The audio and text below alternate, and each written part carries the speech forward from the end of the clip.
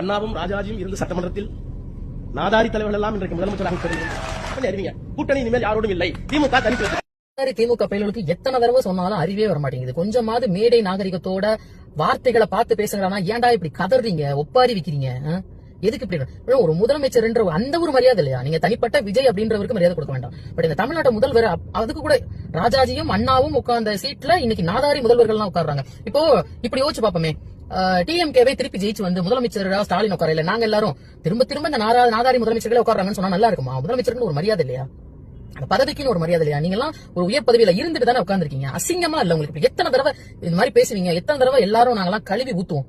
அசிங்கமா இல்ல உங்களுக்கு இப்படி பேசுறதுக்கு? உங்களோட கூட்டணி வச்சிருந்தாங்க, நீங்க தானே அனுப்புறீங்கன்னு சொல்றீங்க. அப்புறம் ஏன் உங்களை இவ்வளவு கேவலமா பேசுறீங்க? இன்னொரு போஸ்ட்ல சொல்லிருக்கீங்க, அமைச்சர் பதவி கொடுத்தவங்களுக்கும் வெக்கமா இல்ல, வாங்கினவங்களுக்கு எதுக்கு வெக்கப்படணும் கேக்குறேன். எதுக்கு வெக்கப்படணும்? வாங்கினவங்க அவங்களுக்கான உரிமையை எடுத்து அவங்க ஆதரவு கொடுத்திருக்காங்க, அவங்க வாங்கியிருக்காங்க. கொடுத்தவங்க நம்மளுக்காக வந்திருக்காங்கன்ற ஒரு எப்படி சொல்றது, அவங்களுக்கு ஒரு நல்ல ஒரு எண்ணம் இருக்கு. அதனாலதான் நம்மளுக்காக வந்தவங்களுக்கு நம்ம செய்யணும்னு ஒரு அமைச்சர் பதவி கொடுத்துருக்காங்க. நீங்க ஏன்டா கதறீங்க? அப்புறம் என்ன சொல்லிருக்கீங்க? தனியா நிப்போம் தலைவரை, அறிவிங்க தனியா நில்லுங்க, நின்னுதான் பாருங்க. நாய்ங்களா, நாதாரி நாய்ங்களா? ஏன்னா நீங்க அப்படிதான் பேசுறீங்க. அப்படி பதில் கொடுத்தாதான் உங்களுக்கு புரியும். ஏன்னா சில பேர் வந்து கதறாங்க.